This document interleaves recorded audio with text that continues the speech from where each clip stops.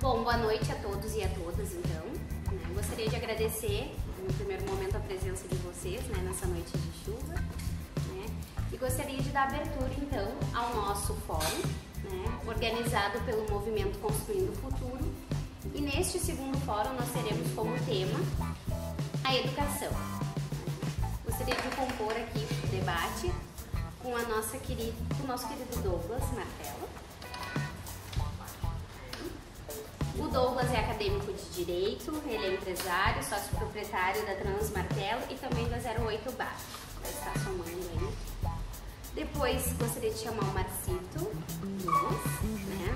Nunes, ele é licenciado em Ciências Sociais e professor de Ensino Fundamental da Escola Drummond. A nossa querida Carla Rossana Pacheco, também formada em Ciências, pós-graduada em Psicopedagogia, atualmente faz pós-graduação em Orientação Escolar e diretora pelo segundo mandato na Escola Gentil Machado Godoy. Também gostaria de convidar Werner Fluch, nosso querido empresário do setor de comunicação e também de eventos, jornalista e também publicitário. Também convido para compor Luciane Jardim, doutoranda em Ciências Sociais, formada também em Pedagogia pela Unicinos e professora no município na Escola Gentil. Também gostaria de compor a nossa círculo de debates, a nossa querida professora Sabrina, formada em Pedagogia, Sabrina Paniero. Bom, gostaria de dar a palavra então ao Douglas, que vai iniciar explicando qual a proposta dessa noite. Bom, boa noite a todos. Agradecer a mim que está fazendo a abertura, os nossos debatedores, aos nossos palestrantes que aceitaram o convite para a gente poder debater sobre a educação. É o nosso primeiro fórum temático, nós fizemos o primeiro fórum um pouco mais abrangente para discutir alguns temas da cidade e agora dando início ao ciclo de debates nas temáticas. O nosso primeiro agora é a respeito da educação, nós conseguimos fazer um bom debate no primeiro fórum, foi de grande valia, acho que produzimos bastante naquele primeiro fórum. Mas a gente traz aqui, acho que, um tema importante, Acho que a importância da educação, aqui nem precisaria a gente estar falando muito a respeito da importância da educação, porque é uma coisa vital e necessária na vida de todos nós, E a cidade, acho que precisa debater mais sobre a educação, aprofundar alguns temas a respeito da educação e envolver a comunidade. Embora nosso público aqui seja pequeno, reduzido, mas eu tenho certeza que aqui nós temos formadores de opinião, pessoas também ligadas à educação, que vão ampliar esse debate lá nas suas escolas, nas suas comunidades.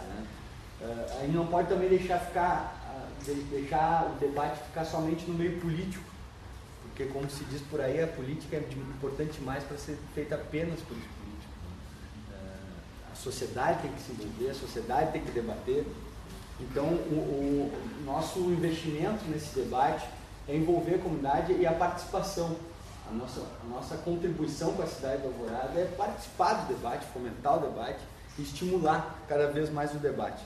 É importante também dizer que nós temos aqui na cidade um déficit muito grande em algumas áreas, por exemplo, podemos falar de educação infantil, podemos falar também em algumas coisas na educação fundamental, que é a principal obrigação do nosso município aqui, Acho, com o maior número de escolas, são 27 escolas fundamentais, do ensino fundamental municipal.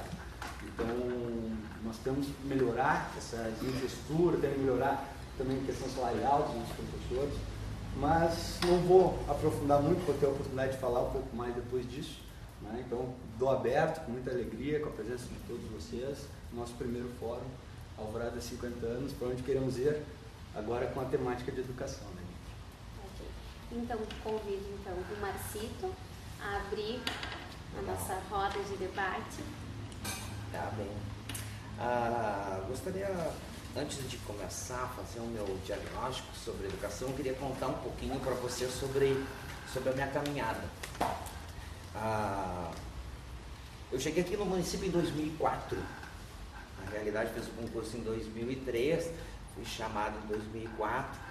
Antes de chegar no magistério, eu atuava como pesquisador.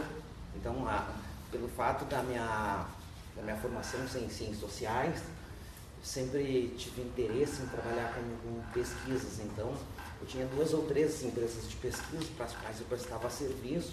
Em uma delas, eu comecei como digitador de questionários, depois fui fazendo trabalho de campo, depois fui fazendo checagem, depois fui fazendo projetos junto com o dono, depois fui fazendo processamento, relatório, apresentando para os clientes. Eu cheguei num momento que depois pesquisa qualitativa, mediação, grupos focais, né? E aí eu cheguei num momento que, olha, a gente eu recebia por trabalho, não tinha carteira assinada, né? Então, em ano eleitoral era um inferno, não tinha sábado, domingo, feriado, dia santo, porque o cliente quer o resultado da pesquisa para ontem, para posicionar uma candidatura. Na época a empresa tinha muitas pesquisas com a Prefeitura de Porto Alegre, com o governo do estado, com candidatos no interior do estado, né? Então era um ano de ganhar muito dinheiro e outro ano mais de pesquisa institucional. Então era um ano para guardar a grana. Só que eu cheguei num momento que, olha, mas quem está ganhando muito dinheiro e eu, dono da empresa, né? Então não tenho mais para onde correr. Eu vou fazer alguma outra coisa da minha vida, porque para a empresa já não tem mais para onde subir. E aí pintou o concurso de Alvorada. Eu me lembro que tinha uma vaga para sociólogo e tinha 2 vagas para professor de estudos sociais. Aí acabei fazendo esse concurso para professor de estudos sociais. Contrariado lá em casa, o pai queria que eu fizesse a vaga. Não, vai para sociólogo, meu filho. Então, olha, gente, vai o povo do mestrado, o povo do doutorado disputar aquela vaga, eu não tenho títulos, não tenho publicações, né? Ruim de negócio, é guerra perdida. Eu me lembro que 11 pessoas se inscreveram, apenas 6 compareceram no concurso, 5 foram aprovados, e desses 5 chamaram os 3 primeiros, assim, depois de alguns meses chamaram os outros 2 em 2004, e fiquei bastante surpreso. A minha ideia era fazer só uma passagem, na época eu estava fazendo mestrado em ciência política, um mestrado que eu acabei não concluindo. Apresentei projeto, qualifiquei, mas acabei, né, por uma série de motivos, acabei não concluindo.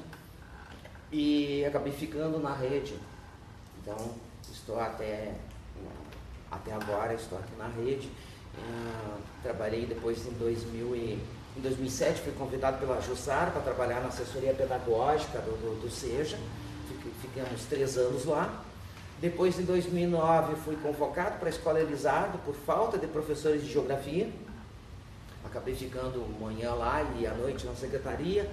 E aí, por caminhos meio estranhos, assim, fui convidado a ser candidato a diretor de escola. Era algo que eu planejava para 10, 15 anos, só que acabou acontecendo muito rápido. Então, entre 2010 e até final de 2013, fiquei lá na linha de frente de escola. Da mesma forma que a Carla, diretora competentíssima, aí, super preparada. Não é fácil dirigir escola, as pessoas acham que diretor só toma cafezinho, que é muito fácil ganhar FG gordinho, não, a todo momento nós estamos apagando incêndio. Não é por um acaso. Eu acredito que faltam 3 coisas aqui na cidade de Alvorada para a nossa educação. Aliás, eu posso comentar do outro. Assisti os vídeos, todos eles, Douglas. O Rosseto salientou que existe uma crise ideológica e uma crise de gestão aqui no município, que é importante superar isso. O sargento Eugênio fala de uma renovação da Câmara de Vereadores, que é importante cuidar das crianças, trazer a família para os projetos sociais, que tem que religar as câmeras nas ruas. O Maurício também bate na falta de gestão, na falta de criatividade por parte da vida política aqui na cidade. Douglas, tu fez uma observação que depois eu vou aproveitar. Na minha opinião, aqui na educação de Alvorada faltam 3 coisas, basicamente. Nós precisamos de 3 coisas para esses, não sei se para 50 anos, talvez para 20. Primeira coisa, uma secretaria de educação, qualquer gestor tem que fazer. Eu acredito que a Gala faça isso. A primeira coisa que qualquer governo tem que fazer é ouvir as pessoas. É básico. Quando começou, lá dia 9 de janeiro de 2013, eu nunca me esqueço, nós tivemos uma reunião lá com o Alexandre, e nós ouvimos lá uma série de coisas, inclusive uma ameaça de processo, né, que foi assim, colocado muito claramente. E ali eu tinha a sensação de que não é nada daquilo que eu estava esperando. Porque ali tinha faca e o queijo na mão para estar fazendo um baita de um governo. Bastava chamar as pessoas para pedir um diagnóstico. Eram pessoas que estavam fora da cidade, que praticamente não estavam contribuindo, né? Que simplesmente vinham aqui nas sessões, muitas vezes o prefeito, quando estava vereador, vinha aqui e referendava os projetos do senhor prefeito, muitas vezes sem questionar, e hoje simplesmente virou as costas para isso. Então, primeira coisa, já dizia isso quando eu estava na assessoria. A minha forma de propor isso, de tentar vender essa ideia, era fazendo pesquisa. Nós fizemos entre 2007 e 2008, nós fizemos uma pesquisa grande com toda a rede. Era um projeto que nós chamamos de Fala Educação. No primeiro momento, nós entrevistamos as equipes diretivas, e depois nós percebemos que a mentalidade das equipes diretivas é bastante diferente da mentalidade do professor e dos funcionários.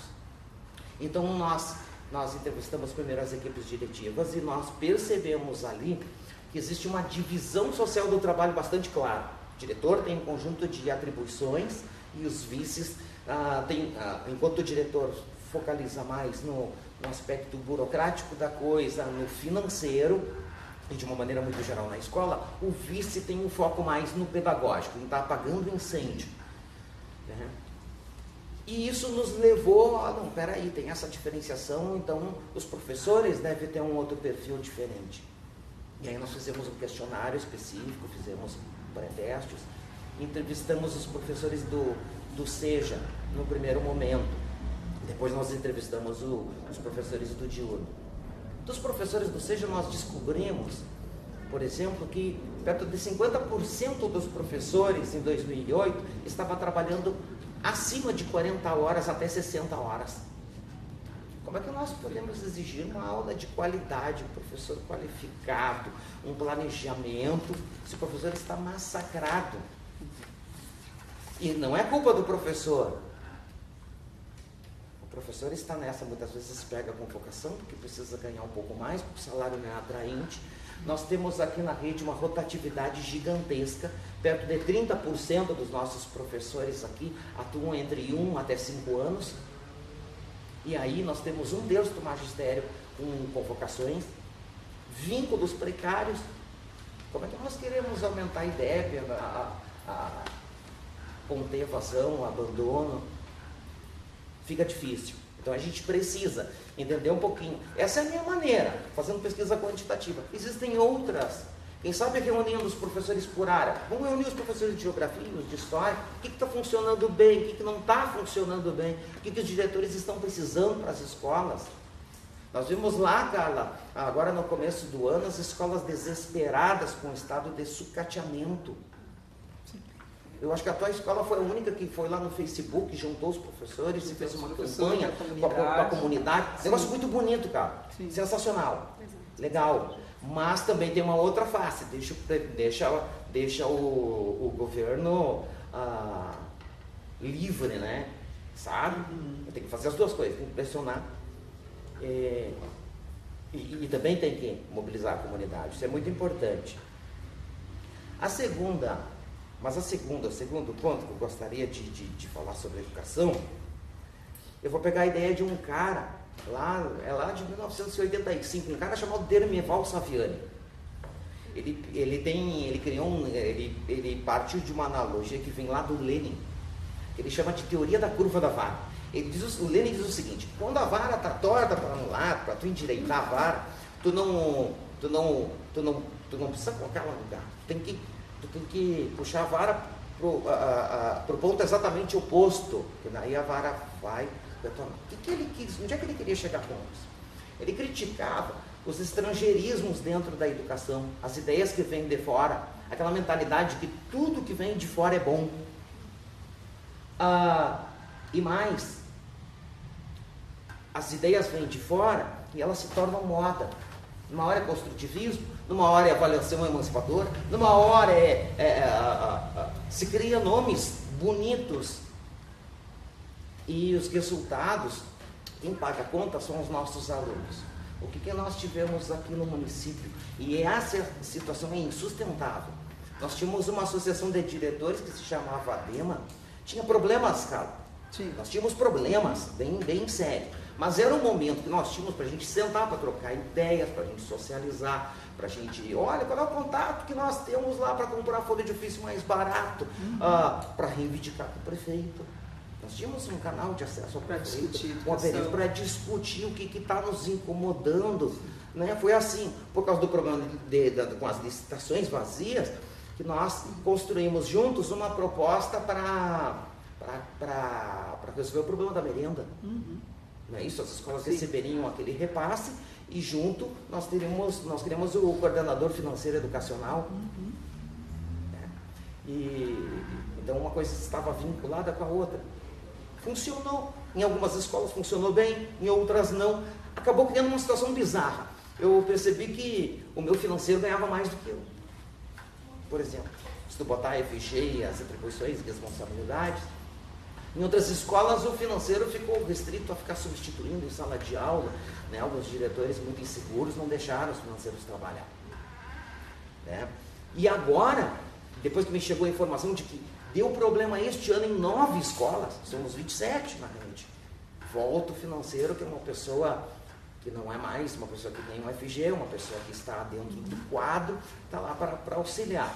Então um passo importante, mas tem que fazer formação com esse pessoal, porque nós somos professores, eu sou professor de geografia, não sou gestor. Eu levei 6 meses para aprender o processo, que primeiro tu planeja, depois tu tem a aprovação de secretaria, depois você executa. Né? Você toma uma surra muito grande num mandato de 3 anos, 4 anos. Né? Muito complicado, porque os interesses dentro das escolas também são contraditórios. Bom, nós temos um instrumento recente para melhorar essa situação. Nós temos agora um plano municipal de educação. Depois de muita briga, depois de 3 etapas aí da CONAI, que é a Conferência Nacional de Educação, que levou ao plano nacional, e agora o município também tem o seu plano. Qual é o objetivo? E por que eu falei lá da teoria da curva da vara? Porque entra governo e sai governo, tu desmonta a DEMA, aí tu desmonta a escola ciclada e bota a escola tradicional. Quem está pagando? Num ano tem uniforme, no outro ano os alunos recebem em agosto. Não dá para ser assim, gente. Sou plenamente a favor de uniforme. Agora não dá para dizer, quando outro prefeito entrega o uniforme, não dá para dizer que isso é populismo barato e depois fazer igualzinho depois de ele. Não dá para ser assim, está errado. Está errado. Né? Não dá para, numa sessão na calada da noite, promover o aumento, vou fazer uma analogia, o aumento do IPTU por decreto, e depois o líder do governo vem aqui e desfaz tudo. Assim foi o que aconteceu ontem à noite. Né? Isso agora estamos praticamente, o Juliano está aí propagandeando. Correto, como é o defensor do IPTU é a Habitasul, que aciona a Habitasul, mas a Habitasul não é a Habitasul que financia a campanha desses senhores. Então, assim, o buraco é bem mais embaixo. Né? Então, assim, falei do plano municipal, porque agora nós temos um instrumento com algumas metas. E, numa discussão com o Vera algum tempo atrás, ele me disse, mas as metas não são muito específicas, algumas delas são muito gerais. Fato. Por quê? O motivo é bastante simples. Isso é relato de quem sofreu isso na carne. Talvez tu sinta também, Carlos. Em 2007, nós tivemos aqui no município uma auditoria operacional pelo Tribunal de Contas do Estado do Rio Grande do Sul. E a cada vez que o tribunal vinha fazer uma devassa aqui na prefeitura, a prefeitura paralisava, a Secretaria de Educação paralisava, outras secretarias também paralisavam.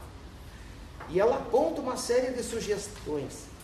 E ela diz o seguinte, eu faço questão de ler para vocês a página 37. A equipe de auditoria identificou 3 as causas desse deficiente sistema de informações gerenciais. baixa integração entre as áreas administrativas dos órgãos do Executivo Municipal, coleta de informações de forma assistemática e com baixa qualidade, e falta de cultura de gestão. É algo que assola a Prefeitura, que assola a Secretaria de Educação e que nos afeta em cheio dentro das escolas. Se descobriu que, historicamente, dentro deste município, e não é uma coisa que é específica do governo anterior, é algo que permanece. Planejamentos feitos na base do rascunho, no calor da hora. Simplesmente não há dados na Secretaria de Educação. Como é que tu vai fazer política pública sem ter dados?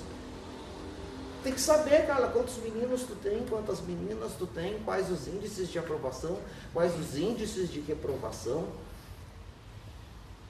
Nós não sabemos por que, por exemplo, no município, o nosso IDEB aqui por área é menor do que em comparação com as escolas estaduais. Se as nossas escolas municipais estão melhor equipadas, o que está acontecendo? Nós sabemos agora que o problema do nosso magistério não é de falta de qualificação dos nossos professores, pelo menos de qualificação formal. Sim. Agora, não há um diagnóstico nesse sentido, sabe? Então, assim, o plano municipal é um passo bastante importante para que a 10 anos nós consigamos alguns progressos, né? Quem sabe agora, com o fim da reeleição, também haja uma mudança de comportamento por parte dos protagonistas políticos, né? E outra coisa, e o terceiro ponto, existe um equívoco muito grande.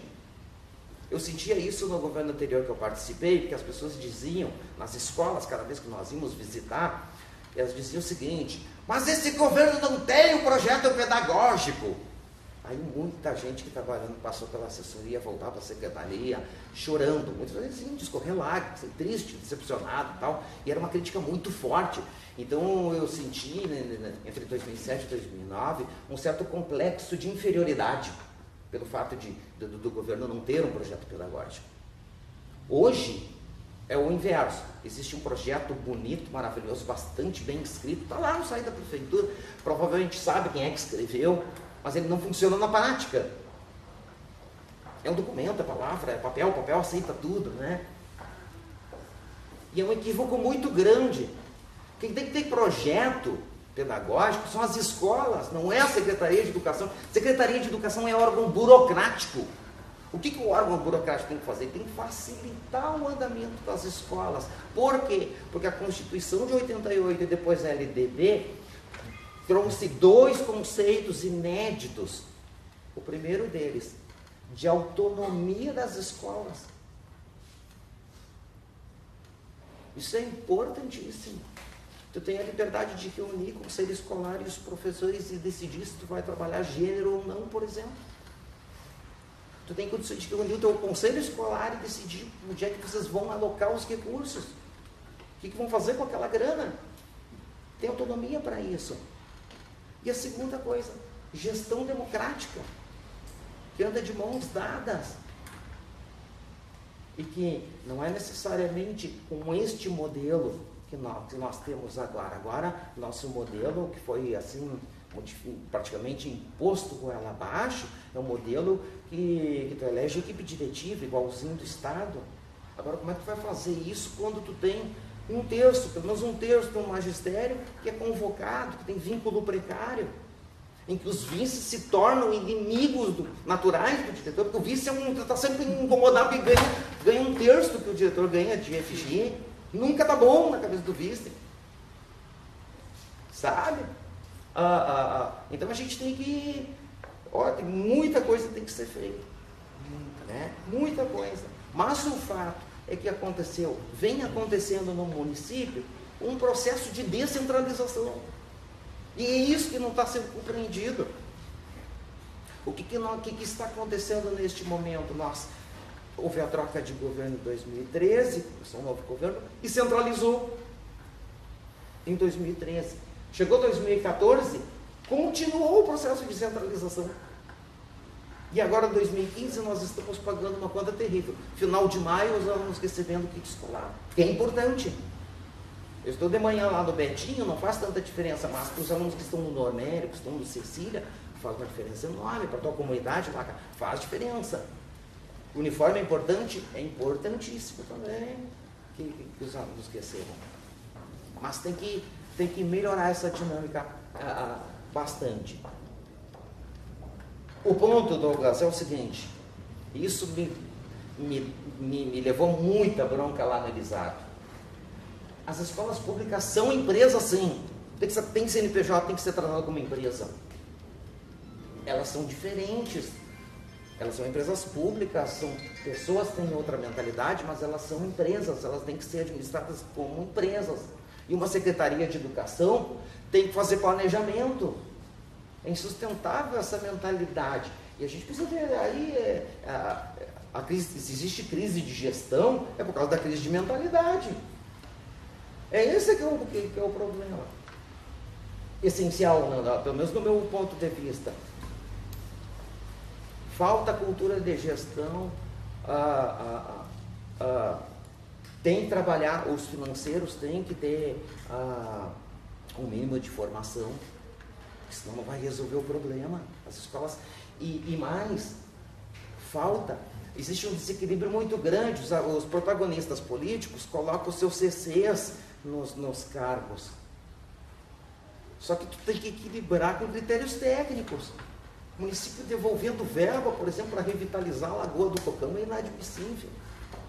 Inadmissível que as escolas, por exemplo, não participem do GETS porque a Secretaria de Educação não financia ônibus para o transporte da meninada. Não é possível. Não é possível que nós estejamos porque eles não acreditam nos jogos competitivos. Olha, pode acreditar no que quiser, mas a gente tem que focar em resultado, gente. Sabe? Falta um pouquinho de choque de gestão aí. E nós estamos também enfrentando um processo. Esse cara aqui, eu vi uma resenha desse livrinho aqui, cara, vou ter que encomendar esse cara. Me falta 2 capítulos para ler.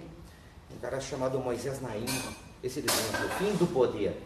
Esse cara diz o seguinte, que ele começa a discutir essa tese da fragmentação do poder.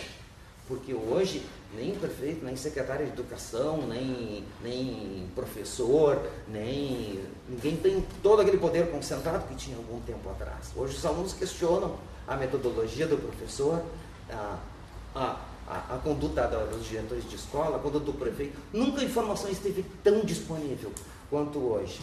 Então, essa é uma revolução que aconteceu, que ele vai chamar de revolução do mais. As pessoas estão vivendo mais, a informação está cada vez mais disponível. Né? E depois existe a revolução da mobilidade. As pessoas estão transitando, as pessoas estão se organizando, as pessoas estão se articulando, seja pelas redes sociais, pela internet. Né? Isso alterou dramaticamente nossa percepção de tempo e espaço. E também e com isso vem uma mudança de mentalidade. Né? Aquela ideia de governo centralizado, de que existe uma cúpula que faz o que quiser e o resto obedece, isso com o tempo, isso é uma tendência que tende a assumir nesses próximos anos. Nunca o poder esteve tão instável. Está aí a presidenta aí para contar essa história, porque é um momento poderá tomar uma degola, né? Está aí com os índices de legitimidade muito baixos. Eu não sei como é que está aqui na prefeitura. Vai vir uma conta bem complicada aí, né? Para esse povo aqui. Diz uma coisa e faz outra. É uma esquizofrenia muito grande, né? Então, quem sabe com o fim da reeleição, quem sabe com essas transformações, a gente consiga avançar. Tem muito para ser feito ainda, viu? Muito, muito. Estou procurando fazer minha parte na sala de aula. Gosto de dar aula, por isso que eu continuo no magistério. E para mim não é problema nenhum dar aula. Uma coisa maravilhosa. Douglas, meus alunos são maravilhosos, são ótimos, são amigos, são parceiros, conversam comigo no Facebook, pedem dica e pedem conselhos. Eles são muito legais. Qual é a manha? Procurar ser amigo dos alunos. Eu acho que E a gente cresce muito como gente, viu? Dando aula. Depois de 10 anos fiz o concurso do Estado, aí sim, fui para lá no Drummond, onde trabalhava a Clair Gabana, estava saindo, ela estava chegando, se aposentou. Ela é a orientadora, eu acho, se não me engano, orientadora na escola. E aí ali eu leciono Sociologia e Filosofia. São também alunos muito legais, muito participativos. E tem uma coisinha só que me incomoda, só para fechar, uma coisa que me incomoda muito no magistério. Infelizmente, nós professores não somos estudiosos. Basta ficar 10 minutos num recreio, numa sala dos professores, para observar o tipo de conversa. É sobre a novela das 8, é sobre Big Brother, é sobre... Dificilmente a gente tem espaços assim como esses aqui, Douglas, aqui, que são super importantes. Eu não sei para onde vai levar, mas é importante que se faça diagnóstico. Isso aqui quem deveria estar fazendo são os partidos políticos, que deveriam estar fazendo formação política, de fazer as pessoas se posicionarem. Não importa se é direita, se é esquerda, se é centro, o que é, não importa. Mas as pessoas têm que se unir, quebrar essa coisa da rede social, porque a rede social nos coloca numa redoma, nos afasta as pessoas também, né? Então é muito importante que a gente tenha, que a gente consiga ter outros momentos que a gente possa reunir o povo, trocar ideias, né? Quem sabe mais à frente, mais outras associações. Isso é um ponto que ficou muito marcado no outro encontro lá, principalmente pela fala do Maurício, que ressaltou muito. Existe uma tradição associativista no município muito forte e que não tem sido levada em conta. É rota, é racial, não é pouca coisa. É por isso que foi nomeada a capital da solidariedade, não é por causa do PTB, não é porque o Brum queria, não, e o Sérgio foi a favor. A gente não pode se esquecer, foi o primeiro projeto que o Brum votou. Eu achei muito estranho aquilo, naquele primeiro momento. E depois fui entender, mas até o Alberto Pasqualini falava naquilo ali, ele tentava dizer por que os empresários devem ser solidários também. Né? Existia uma preocupação muito grande com as desigualdades. Bom, gente, eu dei muita volta. Marcita, eu peço então que tu conclua para a gente poder seguir com... Então tá.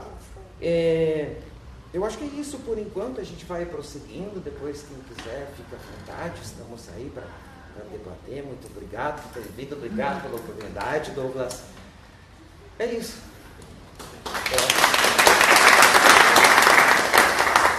Pessoal, para otimizar então o tempo também, as falas, já que a gente começou um pouquinho atrasado, eu peço que o pessoal agora tenha uma fala, mas no máximo de 15 minutos. Daí eu vou dar uma controladinha. Na realidade, era bom que se a gente pudesse contribuir um com a fala do outro, né? Sim, também podem abrir aspas para não se tornar tão repetitivo, né? Sim, repetitivo, porque ele já colocou vários pontos que a gente já vem discutindo, que a gente vem colocando, e a gente poderia acrescentar alguma coisa. Então, né? Começamos então agora contigo, Carla, para contribuir então com a fala do Marcito.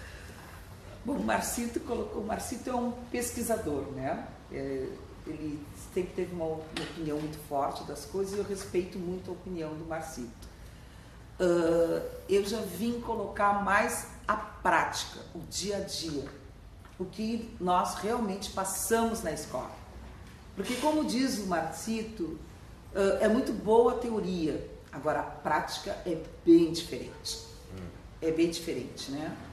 Em primeiro lugar, o professor, o gestor, ele tem que amar o que faz. Tem que amar, tem que gostar.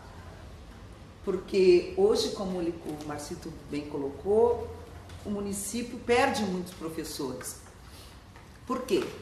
Porque os professores estão em busca de melhores salários, fazendo concursos em outras cidades, em outros municípios, né? Em Porto Alegre, Novo Hamburgo, Sapucaia, Gravataí, onde o salário é um pouco melhor. E por que isso? Porque a educação é o caminho. Tudo começa pela educação, não diz a Rede Globo? Mas até onde, para a Rede Globo, para esse país, é necessário, é válido uma educação de qualidade. Para o governo é bom uma educação de qualidade? Para o governo é bom nós termos realmente alunos qualificados, alunos numa faculdade, alunos numa URGS, que saem lá do município, que saem daqui de Alvorada? O que nós, professores, vimos lá através de tudo isso? O que se passa dentro da escola e o que se hoje pode se fazer com tão pouco recurso que nós temos na escola para mudar isso? Freire dizia, né, que a educação não muda o mundo, a educação muda as pessoas e as pessoas mudam o mundo.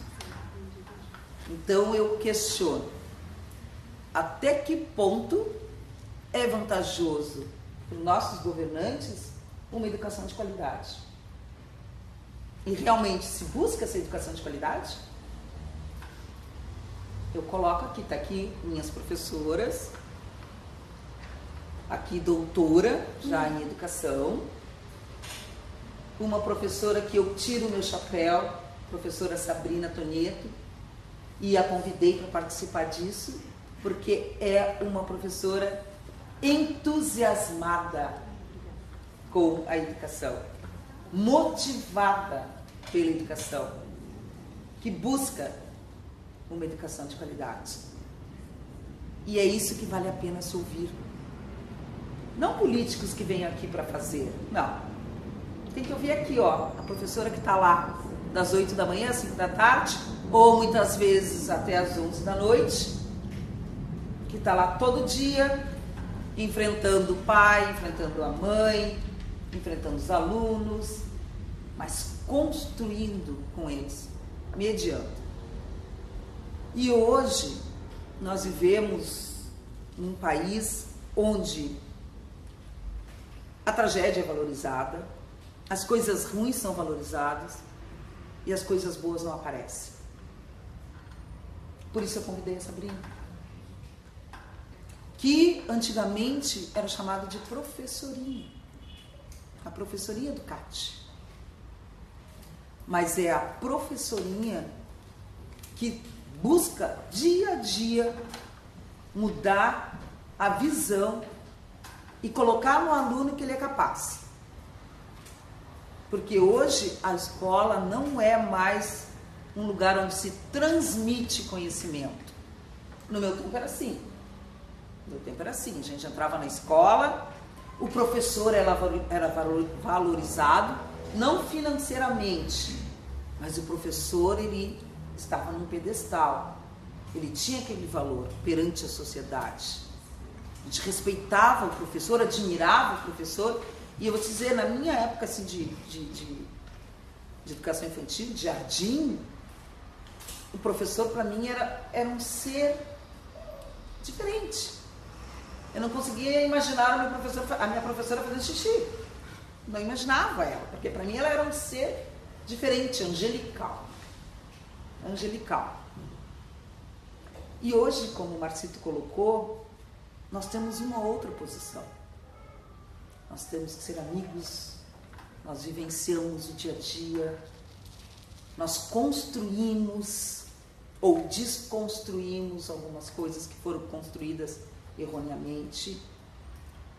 Nós vivemos na escola como gestora não só a educação, nós vivemos a família. A escola hoje passou a ser um lugar onde a família se sente bem ali dentro, mas um lugar que se resolve todos os problemas, inclusive de família. Eu vou dizer a vocês que eu recebo na minha sala casais que estão a ponto de se separar e vão lá e buscam conselho, mães que chegam lá e eu não sei mais o que fazer com meu filho e buscam conselhos, vizinhos que brigam e vão resolver lá na escola o problema. Essa é a escola de hoje, muito diferente do que se viveu na minha época de criança. E hoje o gestor tem que dar conta de tudo isso. O gestor tem que motivar esse professor a todo dia estar lá às 8 horas, enfrentando uma sala de aula com 35 a 40 alunos, um salário que ele, para viver mais ou menos, tem que dar aula manhã, tarde e noite. Quando chega à noite já está se arrastando, isso é a verdade. Mas se busca uma gestão participativa, uma gestão democrática, onde a gente possa ouvir. Na minha escola, na nossa escola, são 70 professores, mais de 20 funcionários, então são 90 profissionais ali, onde quando tu coloca o pé no portão da escola, já está ali o vigia, o porteiro, a servente merendeira, o professor, o aluno, o pai, a mãe, a avó, tio, enfim. É uma comunidade dentro da escola. 70 pessoas, 90 pessoas diferentes, com pensamentos diferentes, com necessidades diferentes, interesses diferentes, e que tu tem que conduzir para um objetivo, buscar a educação de qualidade para aquela comunidade.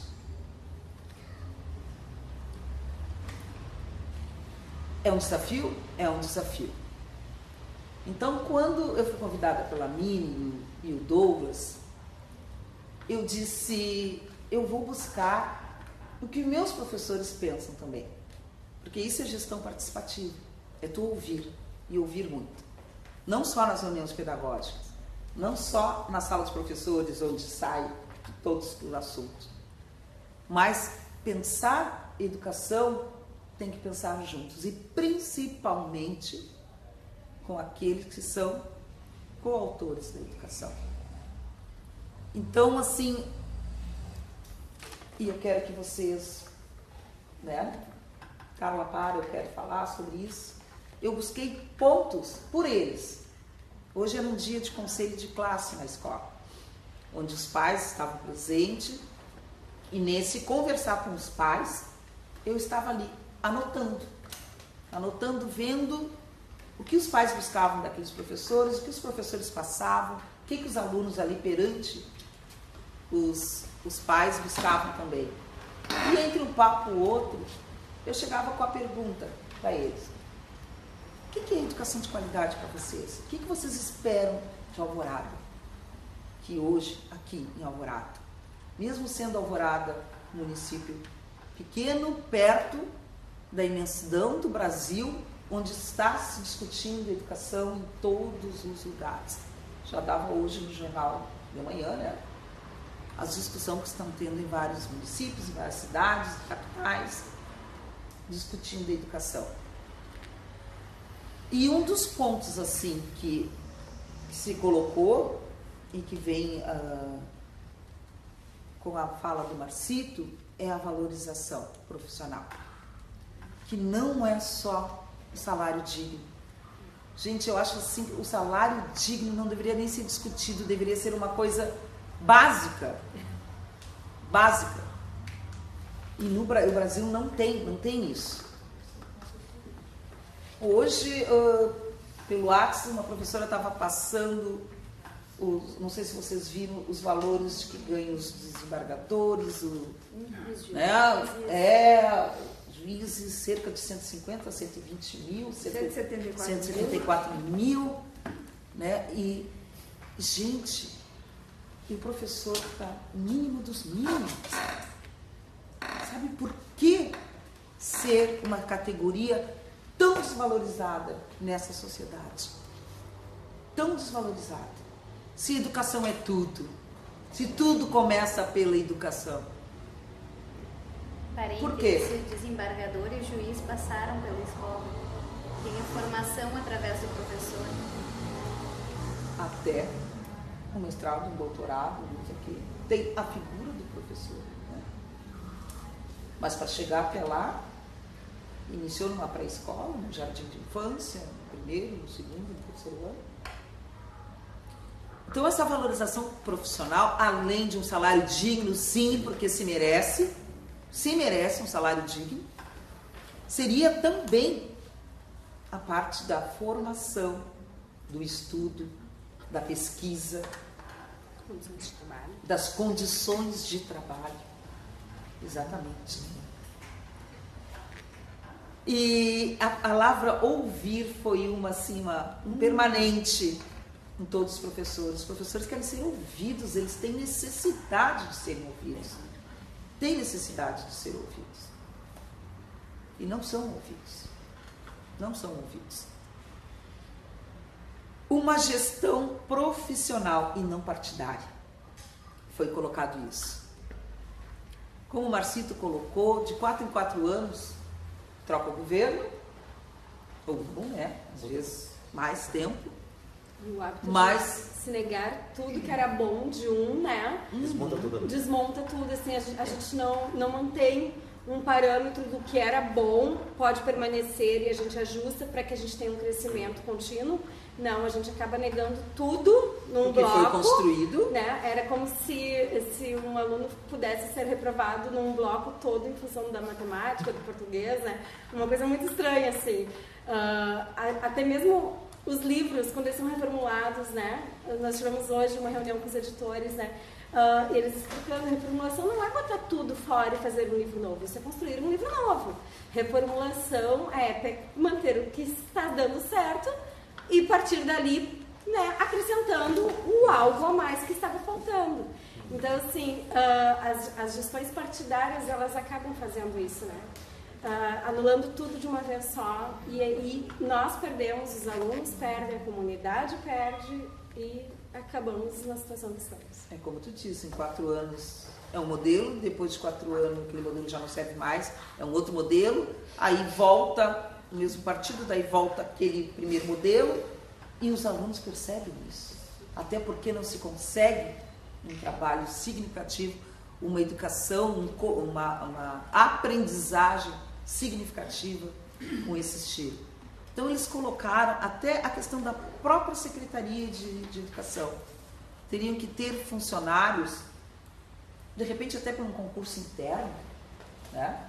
Mas que permanecessem, que não fossem os CCs ou aqueles que trabalharam na campanha política e que estão lá, saíram da sala de aula, estão lá, às vezes, muitas vezes, sem formação para aquilo, sem ter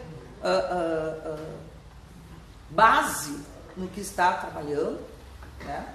Então, ter profissionais dentro da Secretaria de Educação que sejam ali realmente pedagogos, que sejam coordenadores administrativos, pedagógicos, mas que permaneçam numa linha que, claro, que pode ser mudada até porque a escola está em constante transformação, mas não de 4 em 4 anos mudar tudo o que se foi feito como ela colocou. Quer falar alguma coisa sobre isso? Continuamos então com o Werner. Vocês teriam alguma coisa ainda para continuar? Tem, mas a gente pode... Tá, vamos dialogando então. A gente torna de volta. Eu quero iniciar agradecendo pela oportunidade, ao Douglas pela organização, aos demais colegas e a todos que estão aqui participando. O meu perfil talvez seja o mais diferenciado entre os painelistas aqui, se é que eu posso chamar assim, porque eu mais recentemente não tenho trabalhado diretamente com a educação, embora eu tenha tido uma história dentro da educação. Ultimamente eu tenho dedicado mais à comunicação, com jornalismo e publicidade, sou também empresário, mas eu iniciei minha carreira profissional no magistério, cursei magistério lá no ensino médio, lecionei nas séries iniciais durante um pequeno período, porque a minha família já vinha de uma história na educação, na iniciativa privada. Só para contextualizar, a primeira escola privada aqui do município de Alvorada, a Escola São Marcos, foi fundada pelo meu pai, foi diretor dessa escola até agora há poucos anos, desde a sua fundação em 1984, e eu comecei trabalhando lá naquela escola em 1986.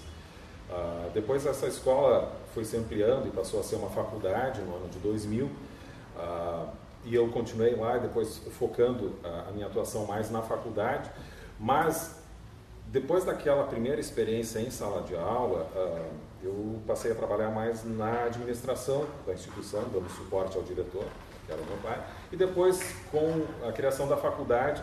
Então aí sim foquei mais a minha atenção para o ensino superior, na gestão do ensino superior, onde voltei a ter experiência em sala de aula como professor universitário na minha área de formação, que era marketing.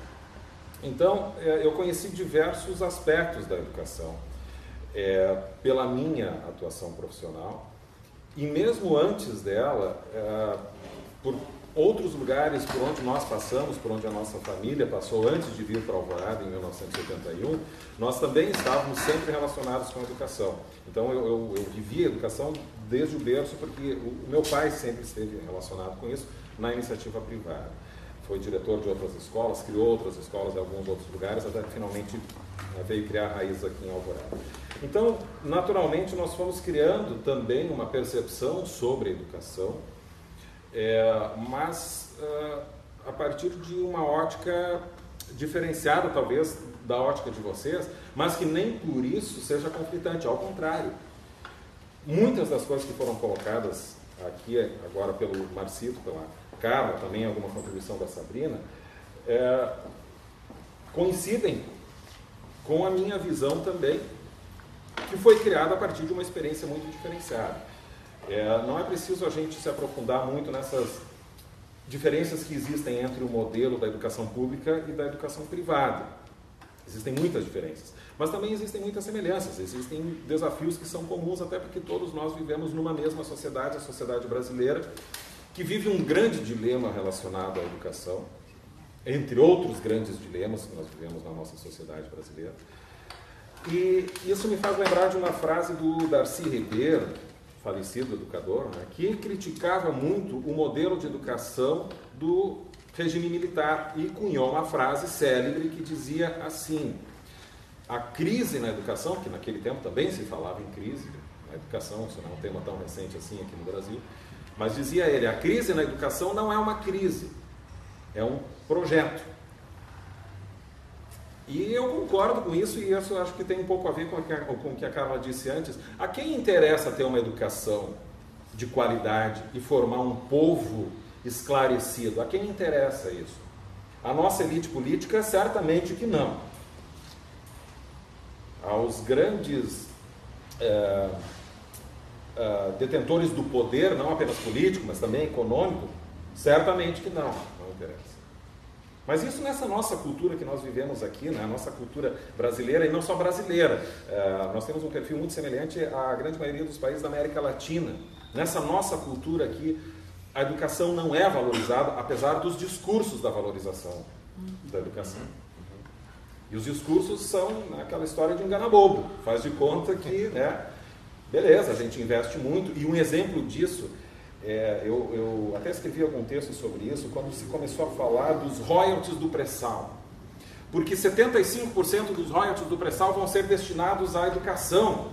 Se alguém lembra disso, hoje em dia já nem se fala mais nessa história, né? E eu me debrucei sobre alguns números, quando começou a surgir aquela discussão. E aí se falava que isso iria representar 8 bilhões de reais a mais por ano na educação. Vejam que salto! Puxa, não, realmente, 8 bilhões, isso é muito dinheiro para a educação. Né? Mas quanto é que está se gastando hoje em educação? Naquele ano, quando se começou a falar sobre isso, quando se deu esse dado dos 8 bilhões, já se gastavam 200 bilhões em educação no Brasil. Portanto, nós teríamos um acréscimo de 4%. Só que ninguém parou para fazer esse cálculo. Eu, né, com a minha mania de jornalista, de buscar informação assim, um pouco mais detalhada, cheguei nesses dados.